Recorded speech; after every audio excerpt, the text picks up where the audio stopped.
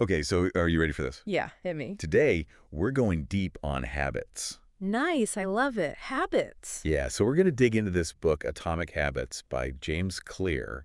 It's really kind of like, a guide Guide. Yeah, for sure. for how to build good habits and how to get rid of the bad ones. Yeah, yeah. Like we're talking those small changes, but the thing is they add up. They do over time. Yeah, they really do. And the results can be pretty remarkable. I mean, we're talking about, think about Olympic athletes, Yeah, yeah, for sure. artists, business leaders. Hmm. They've all used these strategies to kind of, get to the top, right? Absolutely. So let's unpack this with our expert. What is it about Atomic Habits that got you, what's got you excited about this book? Yeah, so honestly, like the first thing that kind of grabbed me was this idea that Clear talks about you fall to the level of your systems. Okay. So it's like even if you have these huge goals, it's really your everyday habits, right? It's like those tiny little things you do almost automatically.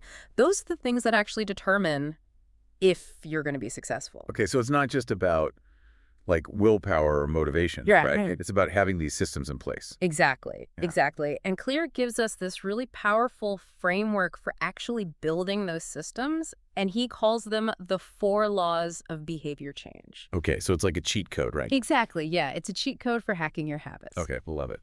So the first law is make it obvious. Right. You want to make the cues for your habits super clear and noticeable, almost like putting a giant neon sign up that says, "Do this now." Okay.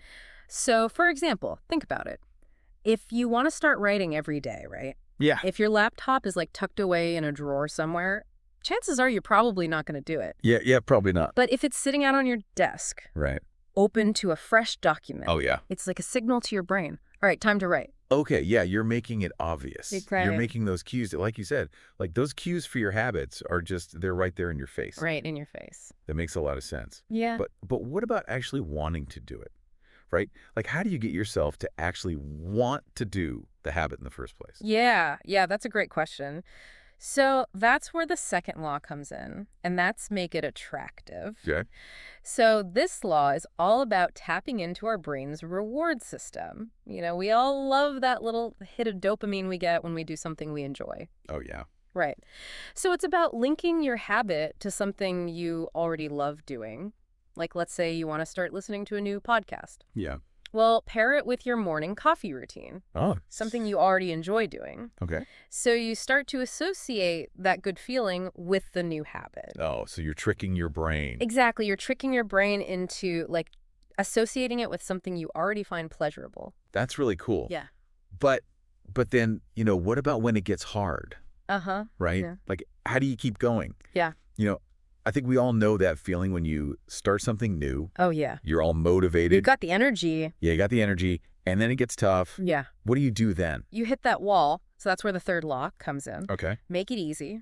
All right. And the idea here is that the easier a habit is to do, the more likely you are to stick with it. Makes sense. Right. So Claire talks about reducing friction, Okay. which is anything that makes the habit harder to perform. Okay. So think about it. If you want to eat healthier, right, Yeah. prepping your meals ahead of time, that removes the friction of having to make a decision when you're already tired and hungry. Yeah. Yeah, I know. I know what you mean. Like, I'm way more likely to just grab, like, a bag of chips, Exactly. if I don't have something Right. healthy ready to go. If it's not easy, it's not going to happen. So it's all about setting yourself up for success. Yeah. And anticipating those moments of weakness. Absolutely. Okay, so what's the final law? All right. So the final law is make it satisfying. Okay. Our brains are wired to repeat behaviors that give us a sense of reward, Yeah. right? So to make a habit stick, you have to make it feel good. Okay. So think about tracking your progress, Mm-hmm. celebrate milestones, even finding a community that supports your new habit. All of that positive reinforcement, it makes you want to keep going. Okay, so it's not about, like, gritting your teeth and just, like, pushing through. It's actually finding ways to, like, enjoy it, right? Joy, yeah. And celebrate, celebrate those little wins Celebrate the small wins. along the way. Yeah, that's great. Yeah. So do you have any, like, favorite examples from the book? Any stories that kind of bring these laws to life? Oh, absolutely. So there's one about this guy who wanted to get into the habit of going to the gym. Right. So instead of aiming for an hour-long workout, he started by simply driving to the gym, Okay. sitting in the parking lot for 5 minutes, and then driving home. He just sat in the parking lot. Yep. Okay. Sounds kind of silly. But remember, make it easy. Yeah, right. He gradually increased the difficulty each day. Okay.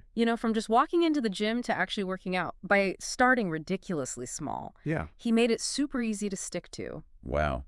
I mean, it's so simple, It is. but it makes total sense. Like, Yeah. you're not overwhelming yourself. Exactly. You're breaking it down, breaking it down into those small steps and making it easy to stick to it. That's really cool. Yeah, and that's a great example of how breaking down a seemingly daunting task, right? Yeah. Into tiny little steps, it makes a huge difference. It really does.